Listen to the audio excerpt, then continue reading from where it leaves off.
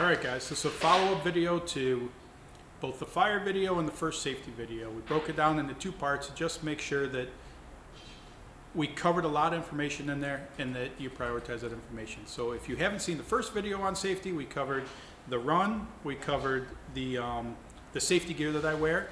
That was a follow-up to the fire video. If you haven't seen one of those, click on the links above, start with the fire video, then go into the first safety video.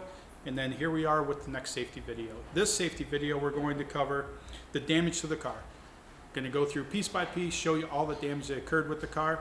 We're also going to go over fire systems and in race car applications and in general. So thanks for watching, guys. Let's get right to it.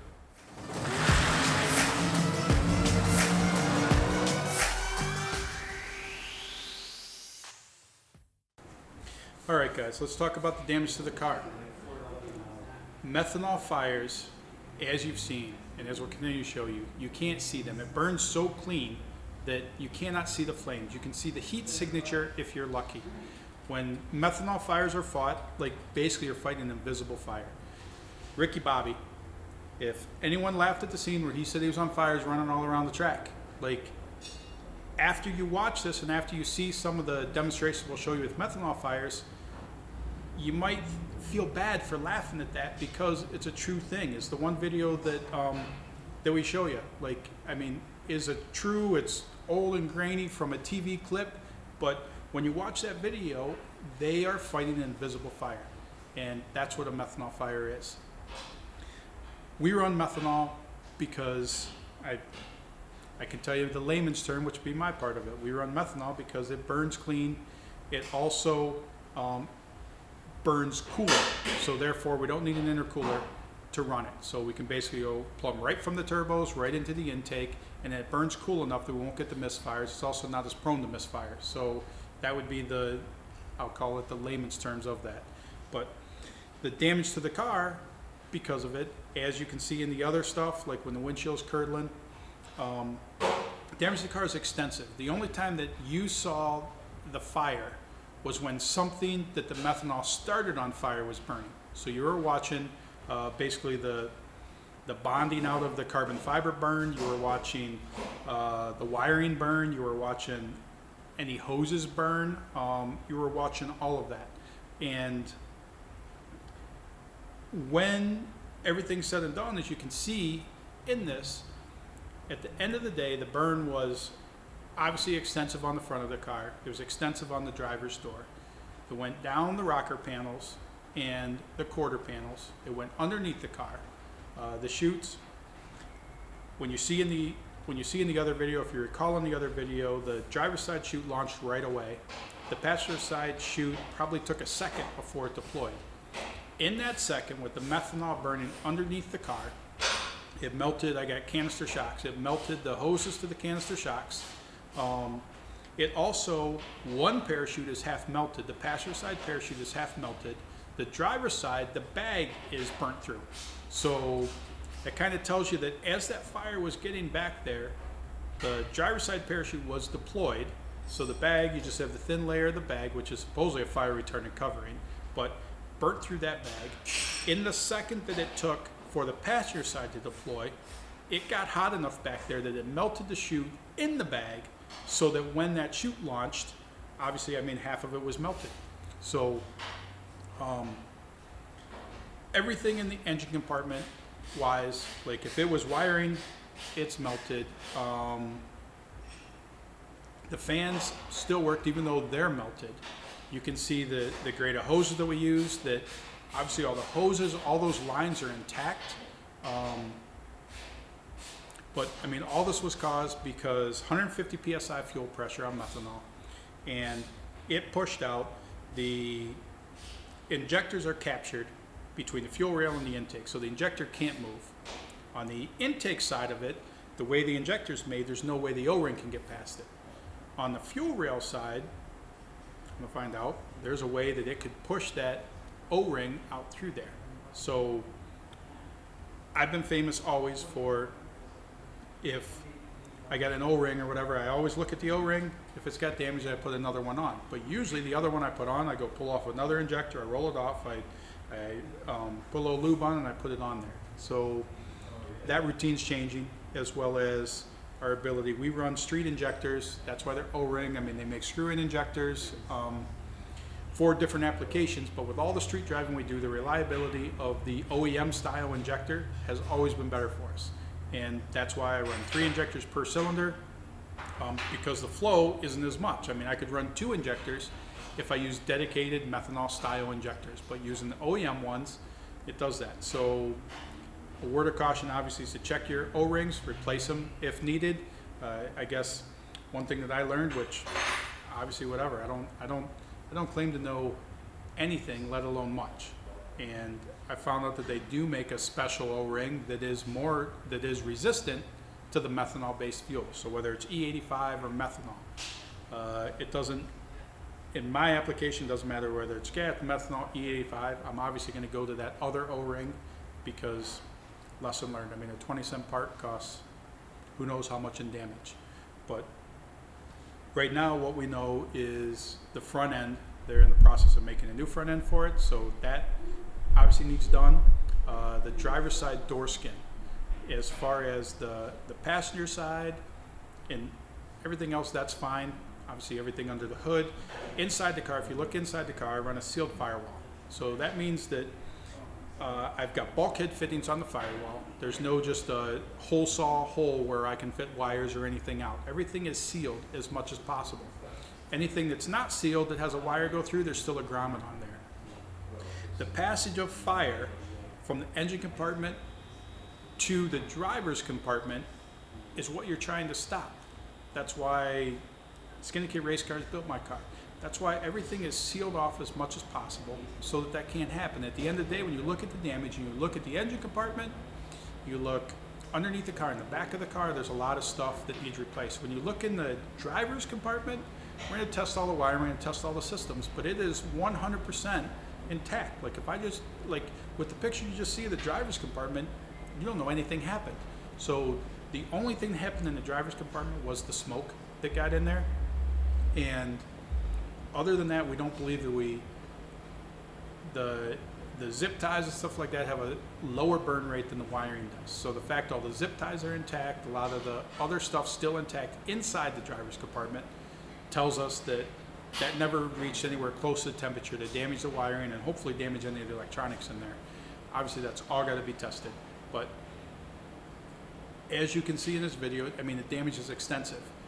When you watch the fire video, you're like, oh, well, just the hood's on fire. You can't see that. And then when you see the damage caused by it, you know that there was a lot of stuff on fire. There was fire spread everywhere that you can't see because it's methanol. So virtually invisible to the naked eye, you can see the heat signature. Okay, guys, fire system in the car. Does the car have a fire system? There's been a lot of comments. I mean, I guess first I want to say that I appreciate everybody reaching out. I appreciate everybody saying that we're glad you're okay. Obviously, you're more important than the car. I appreciate all of that. So with that, let's talk about the fire system. Fire system, it did have a fire system in the car.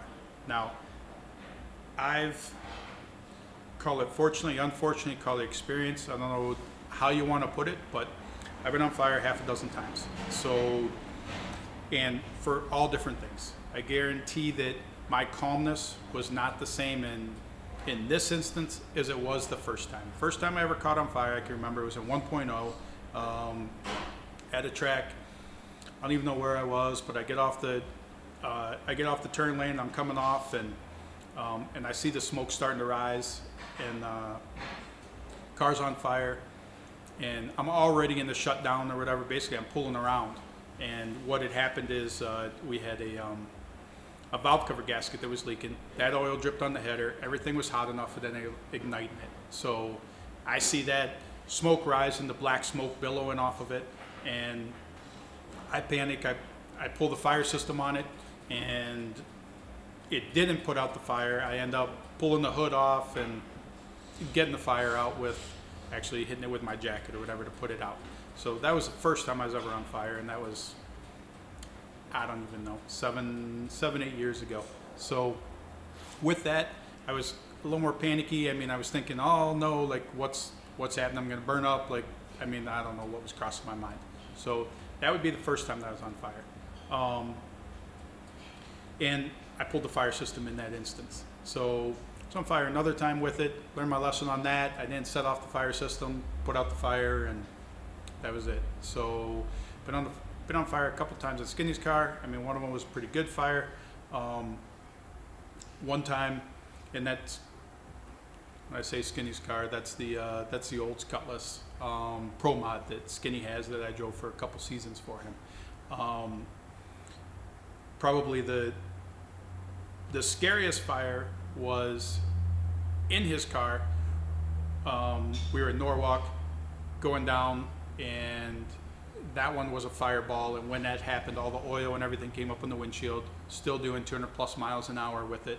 So then I have to prioritize getting the car stopped and not hitting the wall when I can't see anything. So in that, like, my scenarios that I'm always drifting towards the center line because I'd rather take out a timing cone than hit the wall. So in that's on fire. That was one big fireball that came back, and I drift towards the center lane. I heard the other car actually then go by me with it. I get the car to a stop and then get out of the car. That was a flash fire. Like, everything came real quick, and it was cool on video. It was cool in pictures because it was a big fireball, but it was kind of a one and done type deal or whatever with it. Then set up the fire system. There was another time with it in Martin, caught on fire. I get the front end off, and that one I'm putting the fire with my jacket. And so, fortunately, unfortunately, like, fires have happened to me, and it kind of is what it is. So, and that's why I wear the gear I wear. That's why I go through the stuff. Like, I was famous years ago for sometimes leaving my visor up when I would launch, and luckily I got out of that routine because I'm not quite sure what would have happened with it in the Norwalk fire with Skinny's car, when all of that just came as a big fireball, like, right through the car. Granted, it was a big flash that was over in a couple seconds, but if my visor would have been open and all that flame would have came in through my shield, then not sure what the damage would have been or whatever at that point. So fire systems are to save you, not to save the car. I mean, I don't know if that's the way everybody thinks about it, but from my viewpoint, that's what it is. Because I can fix the car, I can get another car, I can't get another me. When I came to the stop there, I was able to think about whether or not to turn on the fire system. And like I said, I thought the fire was more of a minor fire at the point in time. So pins in my fire system, I can tell you that, like, 95% of everyone runs with the pin in the fire system. Go look at the fire extinguisher on your wall. I guarantee there's a pin in it. Like, you pull the pin out, then you turn on the extinguisher. So same thing with the fire system. I mean, call it a two-step system. Is that the right way, the wrong way? Probably not. You're probably supposed to have that fire system's ready to go at all points in time. But I always leave the pin in. But I also, like I said, I pulled it. In that case, I pulled it one other case. 1.0 I pulled it, and I pulled it in another case, and the end of the day, all that happened was a big mess that I had to clean up to be able to get the car ready to go again. Both times the fire wasn't worthy of the fire system being deployed, probably. And it was like I said, a big cleanup. So in my mind, like I said before, that the fire was minor. I mean, I saw the windshield curdling, I mean, stuff like that. But I mean, my priority was that I knew I could get out of the car. So why was I going to waste a step to turn on the fire system to help me get out of the car when I didn't need help? I was going to be out of the car. So with fire systems, that is what it's about. Now, my buddy Lyle Barnett, obviously I learned a lot from him, and he did go through a horrific fire, and he'd recover. He's back out there racing Pro Mod. Friend of mine, and one of the first people that was over in the pits. He was actually racing at the Gatornationals as well, and was over there. Well, come to find out, and talking to Mag, that there's and looking at my car, once we go through the damage and everything, is there is no remnants of the fire suppression system or anything that NHRA used to safety safari. So with that, obviously, I mean, I'm like, well, you know what, if there's a fire system that uses the same stuff that they're using, then why wouldn't you pull it every time? Well, the thing is, there's a fire aid based fire system that that actually MAG carries that I'm going to switch to. A couple points about that fire system is, one, it does have just like a sprinkler head. It has a bulb in it that basically at 179 degrees, that bulb melts and that triggers a fire system inside the car. It's a 2-bottle 20-pound system, or they got a 2-bottle 5-pound system. 10 pounds is for gas cars. So 20 pounds is pro mods running methanol. You're required to have a 20-pound system. So it's a split system. 10 pounds is for the engine compartment, 10 pounds is for the driver compartment. They got an auto bulb in it that if that bulb pops 179 degrees, it pops and it just sets it off inside the driver's compartment. You also have a manual pull for the driver's compartment and a manual pull for the engine compartment. One thing I'm doing with that is they made a bracket. I run a precision shifter. They make a bracket that goes right on a precision shifter that I am able to relocate both those handles right to the shifter. The other reason that I look at that system in the auto feature is my car's a street car. It gets a lot of street driving. So God forbid you get an accident, you have a fuel line, something come off when I'm wearing shorts and a t-shirt and flip-flops driving the car, that a fire starts inside there. And if at 179 degrees the fire system auto-deployed and there was an accident on the street and that happened, then that's just another insurance policy with it. So when I say that this video, and actually you paying attention watching this video, could save your life someday, this is one of the things I'm talking about, is an automated fire system inside the driver compartment that 179 degrees, it goes off. Other thing to think about, your bottles are supposed to be checked every 2 years. If you've got fire extinguishers at your shop or your office, you know they come out and they tag those bottles every year or every 2 years they get inspected. Well, your car is the same way. Every 2 years, I believe it's supposed to be inspected, make sure the bottles are good. The bottles are only good for 5 years, and then they have to be swapped out. Other things to think about is that maintenance on your fire system, to make sure that you are maintaining your fire system, and in case of emergency, then it is available to you. So that would be my part on the fire systems and what I'm doing about them. So thanks, guys. All right, guys, this episode we covered the final segment on the fire safety video, or the final segment on fire safety. The biggest thing for lesson from this is listen to what I say. Actually, you don't have to listen to what I say. Go figure this stuff out for yourself. Make sure you make safety a priority with it. And at the end of the day, something minor and something that you might shortcut could be the difference between life and death. Thanks for watching, guys. You like the content, please subscribe.